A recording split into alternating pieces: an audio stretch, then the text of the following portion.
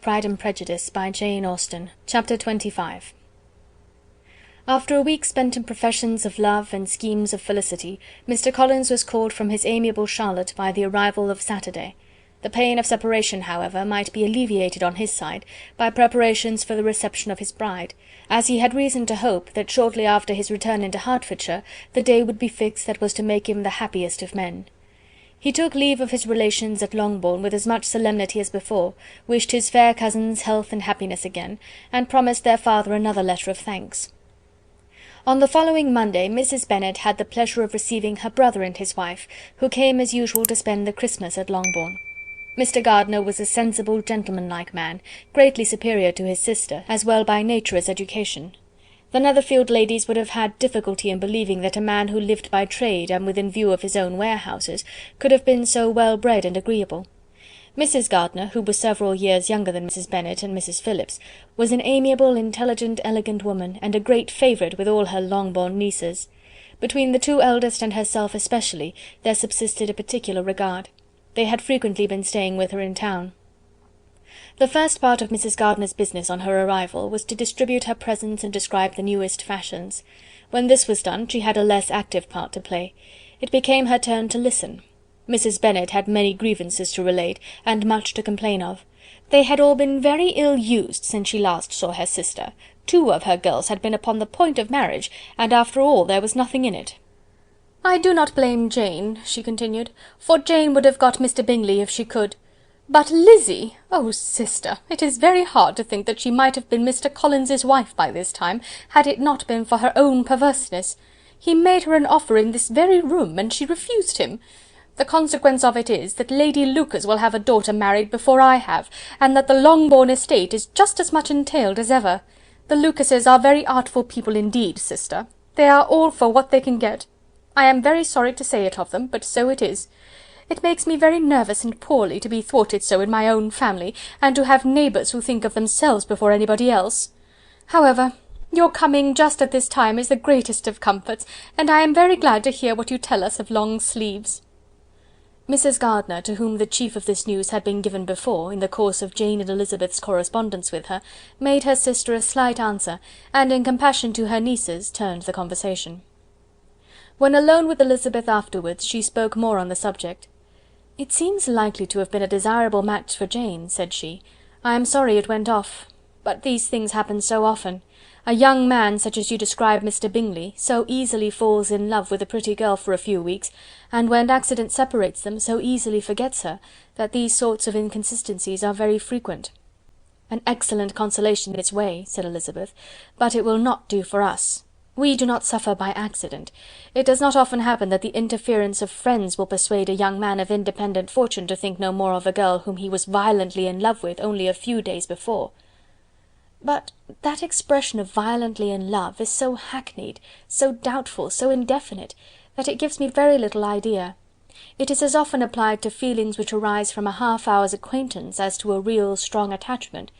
Pray, how violent was Mr. Bingley's love?" "I never saw a more promising inclination. He was growing quite inattentive to other people, and wholly engrossed by her.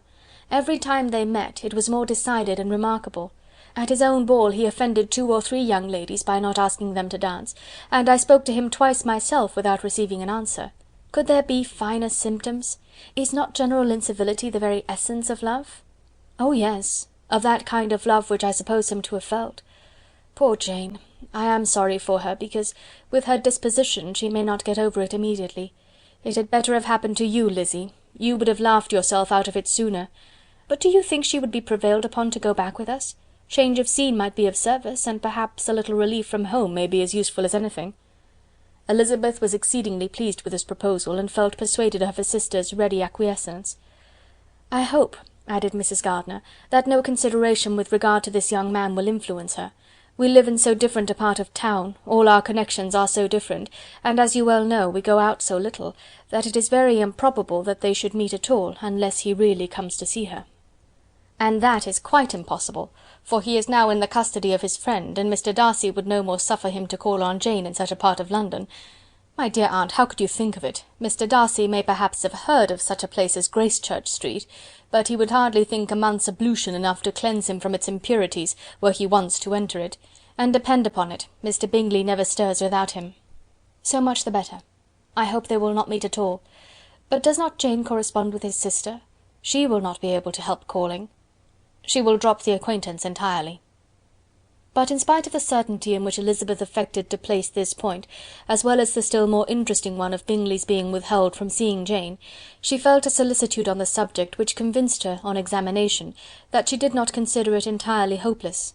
It was possible, and sometimes she thought it probable, that his affection might be reanimated, and the influence of his friends successfully combated by the more natural influence of Jane's attractions. Miss Bennet accepted her aunt's invitation with pleasure, and the Bingleys were no otherwise in her thoughts at the same time than as she hoped by Caroline's not living in the same house with her brother, she might occasionally spend a morning with her without any danger of seeing him.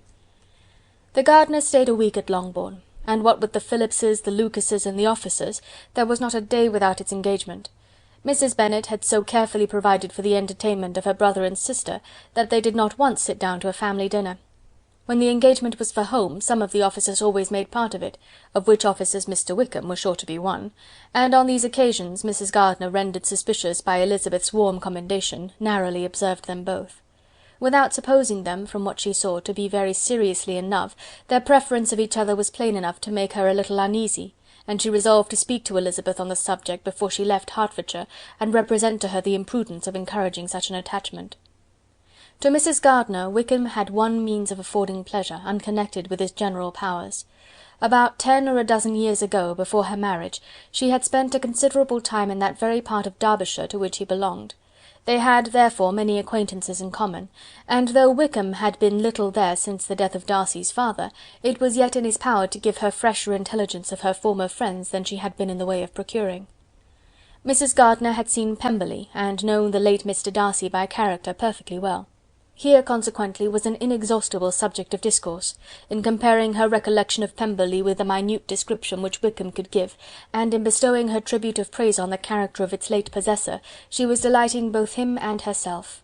On being made acquainted with the present Mr. Darcy's treatment of him, she tried to remember some of that gentleman's reputed disposition when quite a lad, which might agree with it, and was confident at last that she recollected having heard Mr. Fitzwilliam Darcy formerly spoken of as a very proud, ill-natured boy.